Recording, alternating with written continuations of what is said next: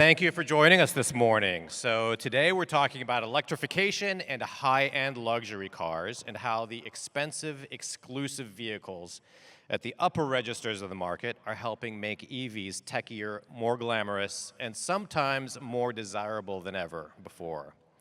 Some EVs may be synonymous with status, but the relationship between luxury and electrification may not always be so simple.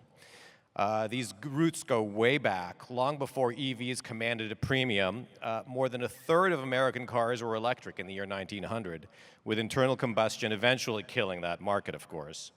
Fast forward to 2013, and the debut of the so-called holy trinity of hypercars signaled yet another sea change. The ultra-high-performance Porsche 918 Spyder, the Ferrari LaFerrari, and the McLaren P1 created a paradigm shift in how hybrids were perceived. Formula One's subsequent shift to hybrid powertrains reinforced the idea that electrification could be aspirational.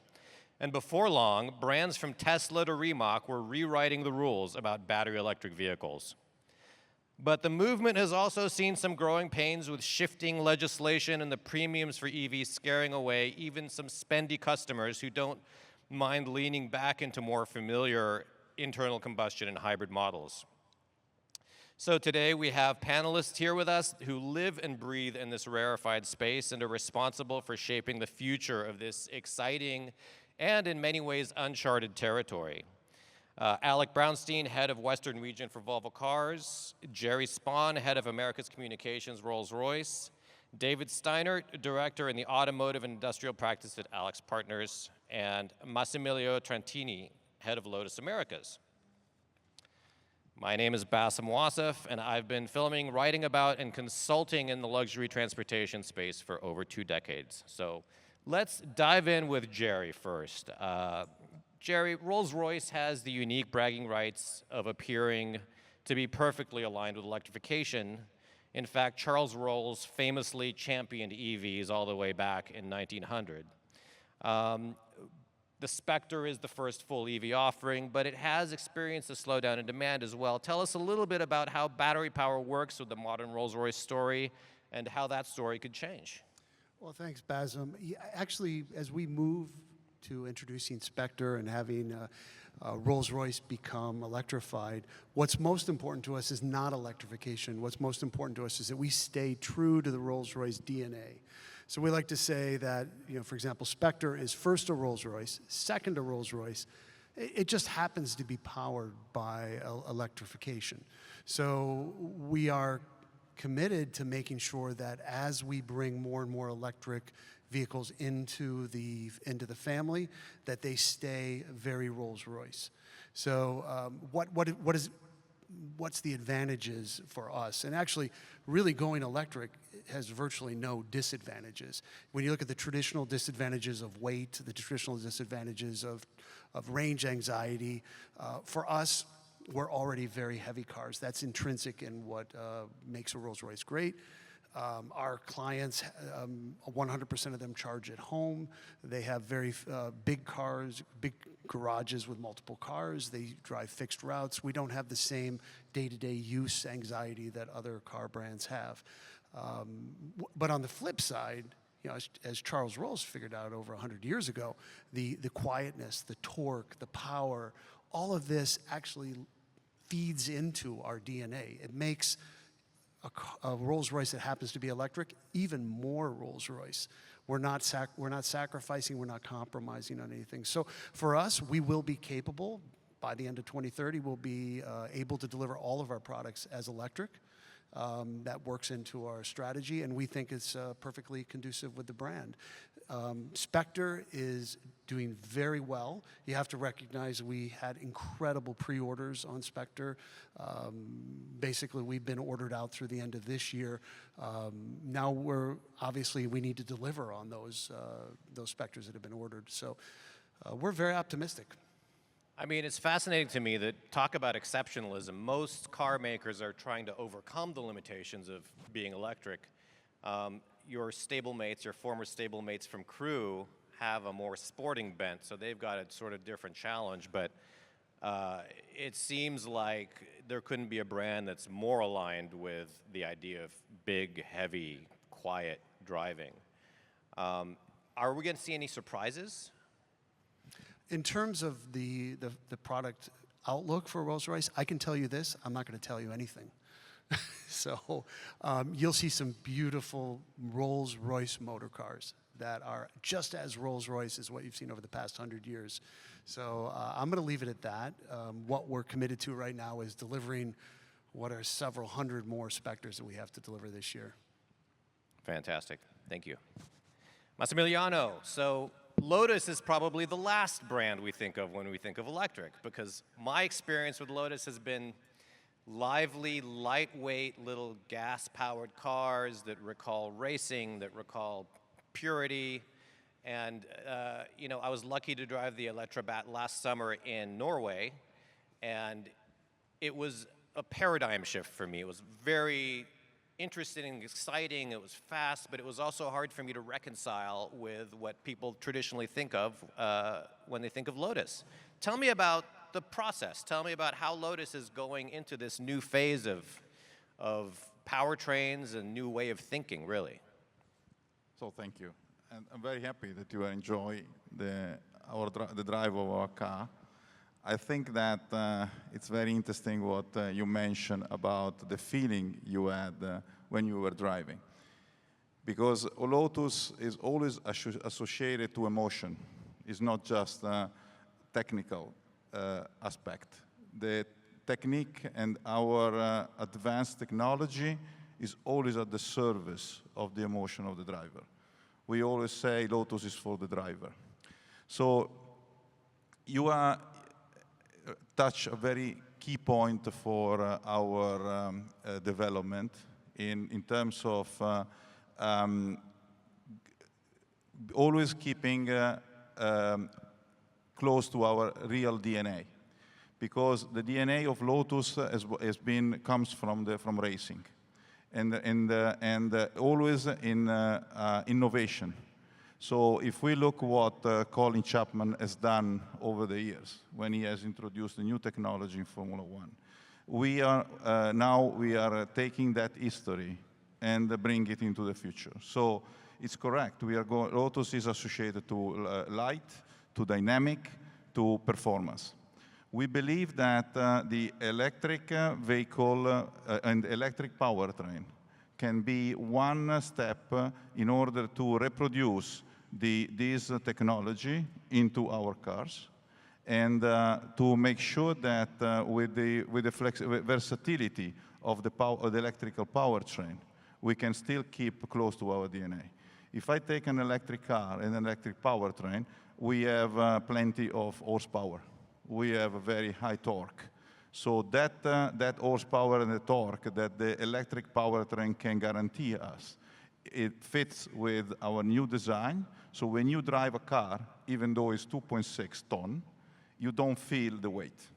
You don't feel that there is any obstacle in being a Lotus, even though you are in a totally different arena. So what we are focusing on is the aerodynamic.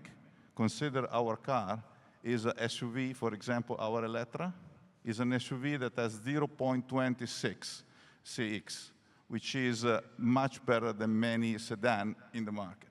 So we can reproduce with our new Elettra the same feeling and the same emotion that you have when you drive our Emira, which is a sport car, internal combustion engine, which is 1.5 ton. So the electric vehicle, as we mentioned here today, are glamorous if we can use them properly, and if we can use them to make sure that we can use the technique they can offer at the service of a new dimension in the design of the car. So I totally get how engineering helps build a better car that can feel lighter and that can sort of almost feel like it defies the laws of physics. And sometimes it feels like that with these cars, because if you didn't show somebody the spec sheet and you put them behind the wheel, they wouldn't believe that a car is 2.5, 3 tons or whatever. But what is the perception on the customer level? What is what do you have to navigate in terms of challenging those preconceived notions that people have about what an EV is or it means when they come with expectations for the brand.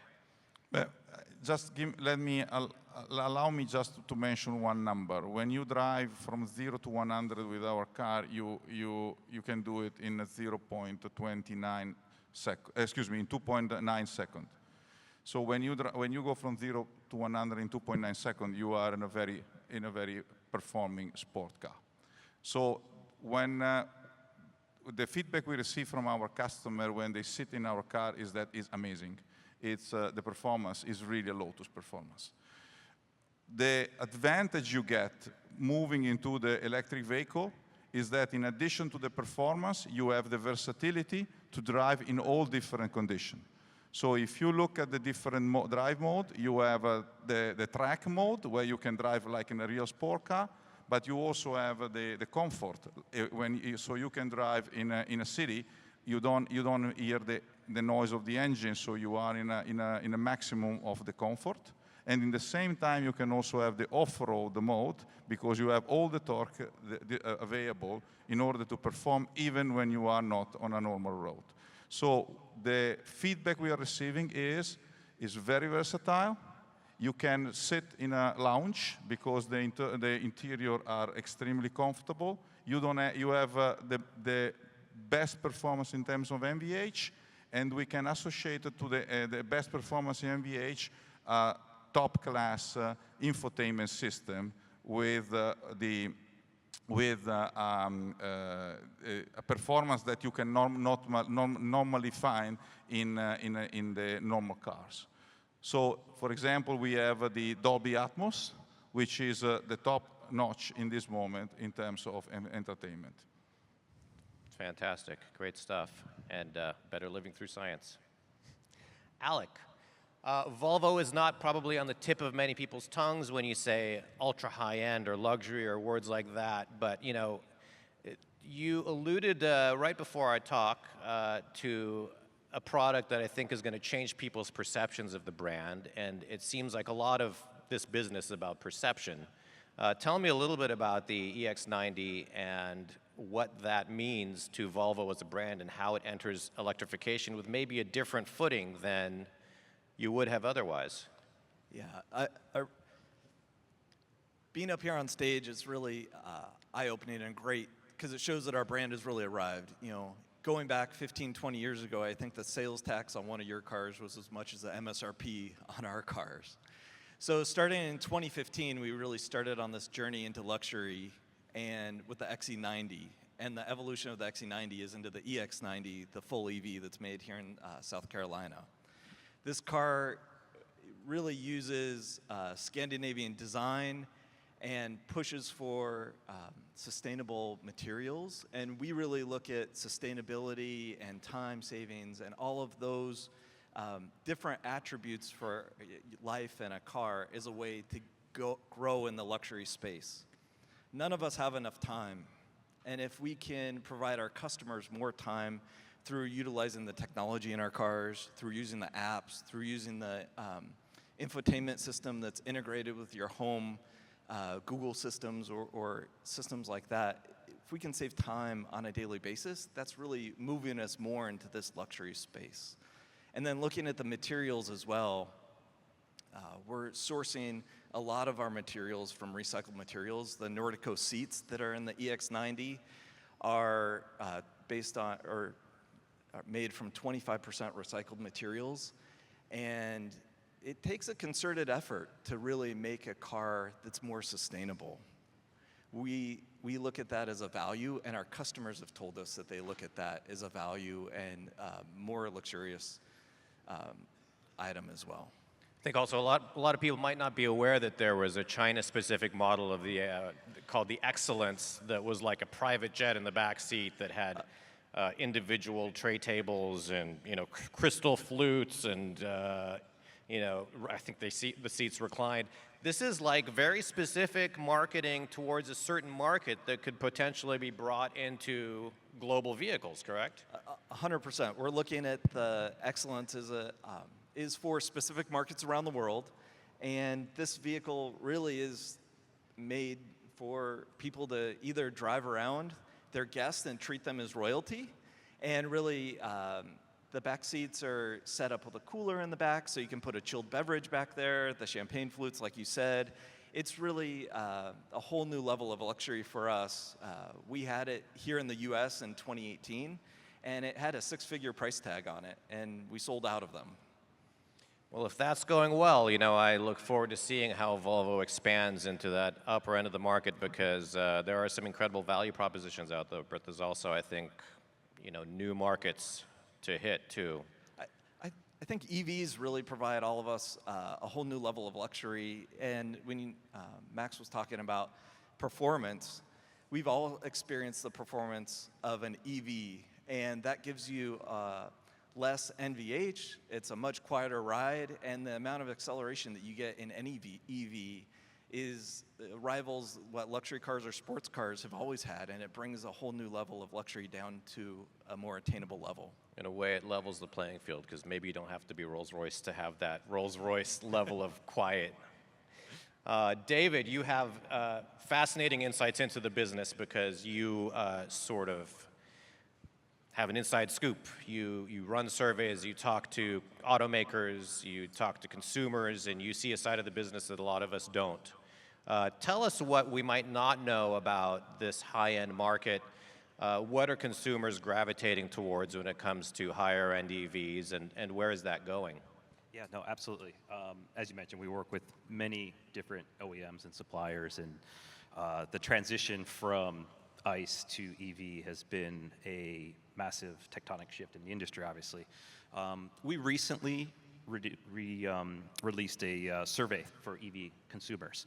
And you know what we found some interesting insights from that survey, especially at the high end. At the high end, what you see is a bit of a bifurcation between luxury and maybe sport, right? Where luxury consumers, those who are focused on cars like the Rolls-Royce, Bentleys, they're looking for convenience, they're looking for range, they're looking for environmental impact, not just the EV itself, but the materials inside, as Aleck mentioned, right? It's vegan leather, it's recyclable materials. On the sports side, it's a little bit different. The sports side, there's still a kind of visceral and emotional connection to performance and to an ICE powertrain, where maybe luxury is a little bit more powertrain agnostic. Right? And so what you see when you start looking at, you know, consumers with high household income, potential consumers, the factors that they're interested in, as I mentioned, range, convenience. I think, Aleck, you mentioned this as well, right? Is giving people time back. How can I leverage the technologies that can be built on top of an EV through like a software-defined vehicle to build that convenience, to allow them to be productive, right? To create more hours in the day for them. You know, the other thing that we see is that for high household income consumers, the influencers and things that they're considering is a lot of tech, right? So a lot of them are focused on like new technology, advanced technology. Driver assistance was a big thing in the survey as well, and I think that speaks to giving them time back by being able to take hands off wheel and engage in different activities. And then I mean, do you think a lot of that is Tesla's full self-driving getting into the market? Because I know that a lot of us who like driving kind of resist letting go of controls, but there's some evangelizing from that end of the consumer market. Right, first one through the wall always gets bloody, right? And so Tesla, I think, did evangelize that to an extent, and you know, that's not something. I think that the AV ADAS features, they're not exclusive to EV, but you're able to do much more in an EV with those. I think you're absolutely right that there's a little bit of hesitancy to let go of the wheel. I've got a Mach-E myself, and the first couple times it was like, oh, is this going to do what I think it's going to do? But consumers are saying they want this technology. And what we actually saw in the survey as well was that even when consumers have had a less than ideal, I don't want to say bad, but a less than ideal experience with AV ADAS, they're still interested in the technologies. They know it's growing, they know it's evolving and developing, and they want that type of feature in the vehicle. Great, and because we are just about out of time, one more quick question for you. We talk a lot about EVs, full electrification. There was a lot of legislation putting a line in the sand saying that you have to do it by this time, but it seems like we have a little more time and hybrids are sort of having a moment now. Do you think the hybrid trend will continue, or is it going to veer back to EVs once they get a little more affordable? It's hard to forecast. Hard to forecast the future.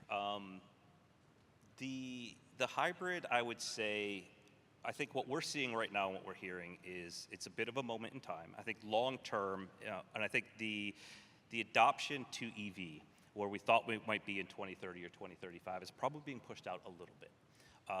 Hybrids have obviously grown in their fastest growing segment, I think, in the last year. But we think from what we're seeing in the discussions that we're having with our clients that ultimately longer term, we still press on toward EV. Fantastic. Thank you guys so much. Thank you for watching and being here.